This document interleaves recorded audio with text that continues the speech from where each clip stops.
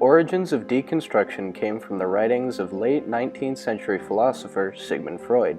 He would deconstruct what his patients were saying in order to find the source of their anxiety through what he interpreted and analyzed. Later in the 1960s, philosopher Jacques Derrida studied Freud's philosophical methods and came to the conclusion that no theory should be 100% consistent and be shown as a logical system.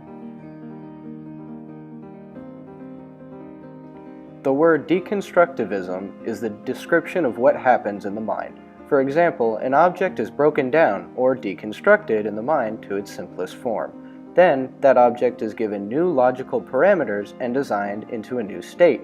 The idea centers around the question, is this necessary or can it be done differently? If yes, then how? Deconstruction architects started to integrate Derrida's ideology into his architecture. They denied almost everything that modernism stood for, things like rejecting orthogonal angles, searching for new possible forms, and clashing grids, spaces, and volumes. Other characteristics of deconstruction include abstract, unique forms, smooth facades, contrasting shapes, consistent use of materiality, and chaotic and illogical to the eye. CCTV headquarters by Rem Koolhaas has one distinct feature, the massive cantilever that forms an L shape over Beijing's business district. Koolhaas focuses heavily on the programmatic use of the building while still upholding the unique facade that forms what looks like an impossible angle. The design was centered around Koolhaas's idea of what a conventional skyscraper is and what can become of it through change and innovation. He says, an explicit ambition of the building was to try and hasten the end of the skyscraper as a topology, to explode its increasingly vacuous nature, loss of program, and refuse the futile competition for height. Another one of Rem Koolhaas's works is the Dean Charles Wiley Theater located in Dallas, Texas. What looks like just a vertically stretched cube from far away is much more complex as you get near.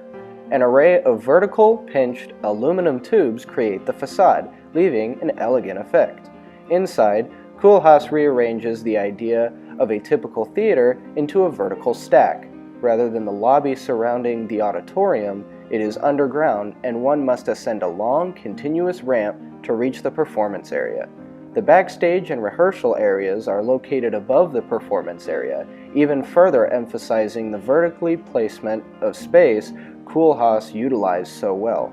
Innovations include having the auditorium visible from the street while maintaining maximum flexibility within the theater.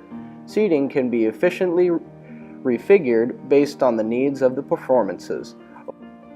The well-known Pritzker Prize-winning architect Frank Gehry is responsible for a number of deconstruction-esque buildings, one of which, the Walt Disney Concert Hall in Los Angeles, is internationally recognized as an architectural landmark and one of the most acoustically sophisticated concert halls in the world. The stainless steel curves present a striking exterior. Inside, the hardwood-paneled main auditorium creates state-of-the-art acoustics, and the building is estimated at an astounding $265 million. The Dancing House in Prague, Czech Republic, also by Frank Gehry, takes on a very unique form to the exterior. It is said to be reflected by a man and a woman dancing together. This iconic dance duo is actually Fred Astaire and Ginger Rogers. There are 99 concrete panels, and each are of a different shape and dimension. The building caused public debate due to its unusual shape and technical solutions. The Czech National Bank actually issued a gold coin with the motif of the Dancing House as the final coin series, 10 Centuries of Architecture. Another deconstruction architect is Peter Eisenman. This building, the Nonatani building in Tokyo, appears to be an entirely artificial composition made of pink and white colored surfaces. It does a good job of capturing instability and is a constant reminder of seismic conditions in Japan as a whole, as the site is located at the collision of the West and Oceanic tectonic plates. Wanting to change the regular office building norms, Eisenman explores the structure's tectonics to get a crooked effect. Furthermore, he has the windows run to the ground, signifying a sinking feeling. In Paris, France, where Bernard Tschumy's Parc de la Villette is located, Tschumi challenges all previous notions of what an urban park is. Instead, he created a park focused on cultural activities rather than nature.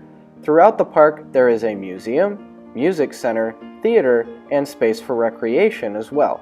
Incorporating both architecture and landscape design, the space is construction through Tschumy's use of points, lines, and planes, most predominantly points though. 35 red folies are arranged in a grid system. They are decorative elements that also serve as viewing platforms or kiosks. He wanted them to act as a clear symbol for the park. The BMW Central building by Zaha Hadid initially started as 3 separate buildings: the shop to fabricate the bodies, the paint shop, and the assembly hall. Each of these buildings had their own purpose in creating BMW 3 Series vehicles. These 3 sections all funnel into one main central building designed by Zaha Hadid. Cast-in-place concrete is used to create all of the load-bearing walls, floors, and office levels inside of the building. Structural steel frames and space frame construction is used to create the roof structure. The facade is comprised of corrugated metal, channel glass, and glass curtain walls. The construction of this central building was completed in September of 2004, though the grand opening wasn't until May of the following year. Deconstruction would serve as a turning point in the world of architecture. This new way of design thinking allowed for not only more creative possibilities, but also changed how architecture is perceived.